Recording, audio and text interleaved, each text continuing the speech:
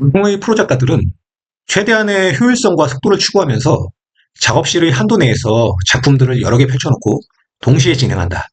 이거 하다가 저거 하다가 왔다리 갔다리 하면서 진행한다는 뜻이다. 1단계부터 10단계까지의 공정을 10개의 작품 각각마다 처음부터 끝까지 반복하느니 10개의 작품을 동시에 펼쳐놓고 단계를 맞추어 진행하는 것이 효율성과 속도, 재료비 절감 차원에서 훨씬 수월하다. 작업 공정이 1단계에서 끝나는 작품이라면 하나하나 각계격파식으로 진행을 할 것 같기는 하다. 이 이야기를 듣고 아니 예술을 그렇게 일처럼 기계적으로 해? 한 작품을 놓고 진지하게 고민하고 씨름하면서 혼을 불어넣는 거 아니었어? 하고 말하는 사람을 본 적이 있다. 아마도 많은 사람들이 예술가의 작업실 광경을 그와 같이 상상할 것이다. 밥도 안 먹고 술만 먹으며 자유롭게 페인처럼 살다가 갑자기 영감을 받으면 눈빛에 불덩이가 일며 다른 사람으로 변해 예술혼을 활활 불태우며 상고의 고통을 거쳐서 작품을 그렇게 생산해낸다고. 보통 사람들은 그런 이미지들을 많이 갖고 있다. 다 영화 속 풍경이다. 사람들은 영화나 미디어가 우리들의 머릿속에 심어놓은 환상과 그것과는 전혀 다른 현실을 잘 구분하지 못할 때가 많다. 대학교 1학년 때 처음으로 한 유명 작가의 시다 작업 알바를 한 적이 있다. 선배들과 함께 작업의 물리적 실행을 우리가 다 하면서 미술대학 실기시험을 실기를 감독하는 시험으로 바꿔야 하는 것 아니냐? 하고 농담을 한 적이 있다. 대학교 2학년 때는 교수님의 이름으로 제작되는 조각상 작업을 대학원생 선배들이 마무리 지을 때까지 그 교수님은 한 번도 작업장에 오지 않으신 것을 보면서 그런 시스템에 익숙해져 갔다. 광화문 내거리에 있는 이순신 장군상을 만드신 분은 한참 전에 작고하신 조숙과의 대빵 원로 선생님이신데 내가 학교를 다닐 때 그 당시 학교의 가장 대빵 선생님께서 직접 그 작품을 만들 때 고생하셨던 이야기를 해주시기도 했었다. 몇 년 전 이 문제와 관련해 조영남 사건이 사회적으로 관심을 끈 적이 있었다. 조수를 쓰는 작가가 있겠고 그러지 못하는 작가가 있다. 그것의 이유는 예술관이나 양심의 문제 등이 아니라 자금력이 99%이다. 어떤 작업은 기법의 난이도 문제 때문에 조수를 쓰고 싶어도 도저히 불가능한 경우도 있을 수는 있겠다. 하지만 조수를 쓸 수 있는 경제적 여력이 되고 물리적으로 다른 사람의 손을 통해 완성될 수 있는 작업의 경우에는 거의가 다 조수를 쓴다고 보면 된다. 어떤 작가와 평론가는 다른 사람의 손을 빌린 작품은 진정성과 작품의 오리지널리티가 결여된 것이라고 아직까지도 강하게 주장하는 경우도 있다. 작가의 경우는 그가 조수를 쓸 형편이 안 되거나 도저히 쓸 수가 없는 작업이어서 자기의 행위만 정당화시킨 것이다. 자기는 힘들게 몸 망가져가면서 조금씩밖에 못 생산해냈는데 누군가는 조수를 써서 휘리릭 휘리릭 많이 생산해내고 잘 파니까 열받을 만도 하지. 나도 열받는다. 그리고 그 평론가는 아직까지도 작품의 서사성과 신화성, 작가의 신체성과 손맛에 대한 동경과 미련이 남아있는 것이다. 평론가들도 각자의 기준을 가지고 있는 것이기 때문에 그렇게 생각하는 사람에게 뭐라 할 수는 없다. 하지만 잘 나가는 작가들의 조수 사용을 당연시 여기고 현실을 받아들이는 평론가들이 훨씬 더 많은 것이 현실이다. 어떤 사람이든 자기의 상황을 합리화하게 되어 있다. 굳이 듀시안과 앤디 워홀의 권위와 말까지 빌려오지 않아도 된다. 박서보가 예전에 조수가 다 한다는 비판에 대해서 남의 손을 통해 진행이 되고 완성이 돼야 자신의 작업 취지에 맞다고 작업에 대해 설명하는 것을 본 적이 있다. 그것 또한 다른 사람의 손을 통해 작업한 자신의 작품이 공격받는 것에 대해 개발한 논리일 뿐이다. 그냥 간단하게 조수 고용할 돈이 있고 그렇게 해서 만들어진 작품이 잘 팔린다면 그렇게 하는 것이고 사람 쓸 형편이 안 되면 자기가 하는 수밖에 없는 것이다.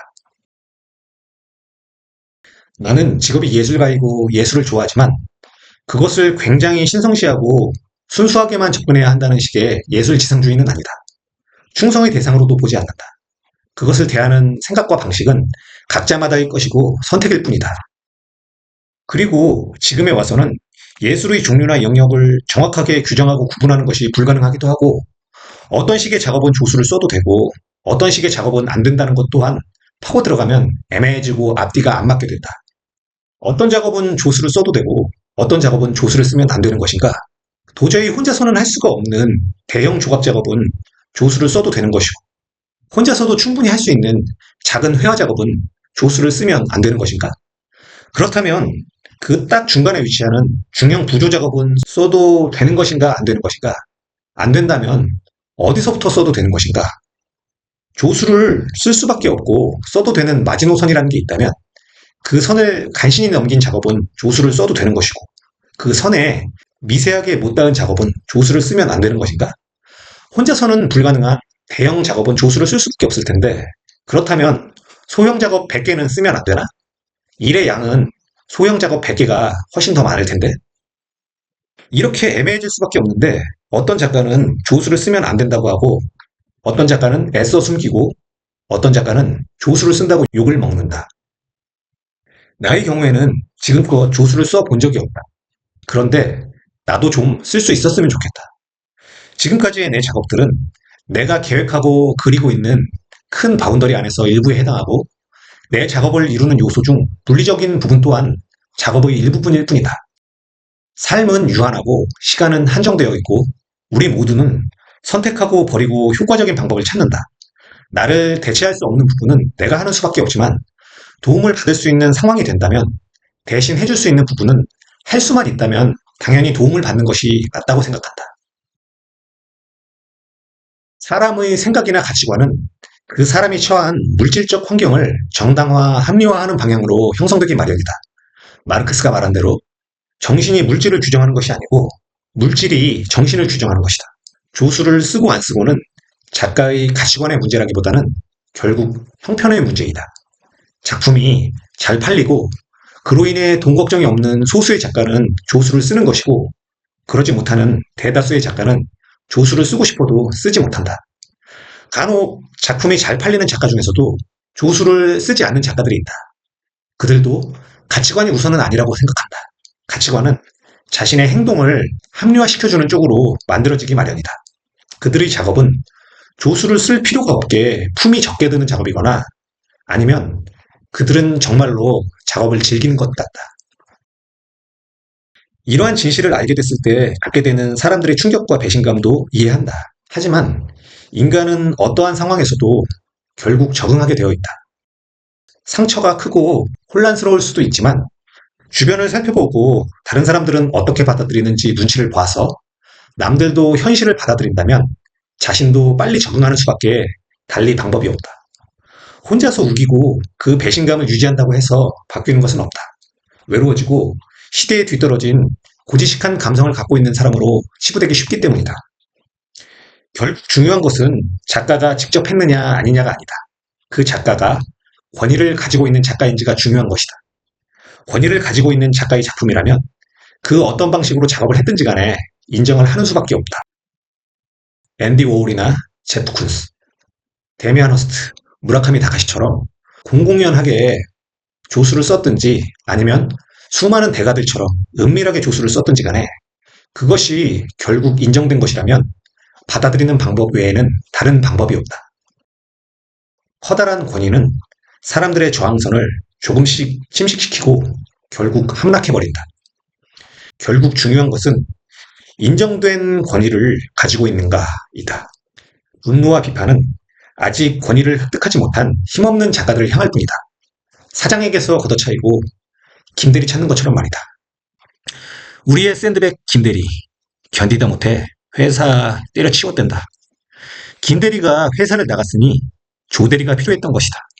어떻게 보면 조영남은 그렇게 김대리의 역할이자 희생양이었던 것이다. 조영남이 가요계나 연예계에서는 한 자리 차지한 사장쯤 될지 몰라도 미술계에서는 외부 인사의 대리급에 머물 뿐인 것이다. 미술계의 대작 관행에 대해서 깊이 있게 논의하자면 만만한 조영남이 아니라 마치 자신이 다 한 것 같은 구도자적인 이미지를 구축하고 실제로는 뒤에서 조수들이 다 한 대가들에 대해서부터 이야기해야 하는 것 아닌가?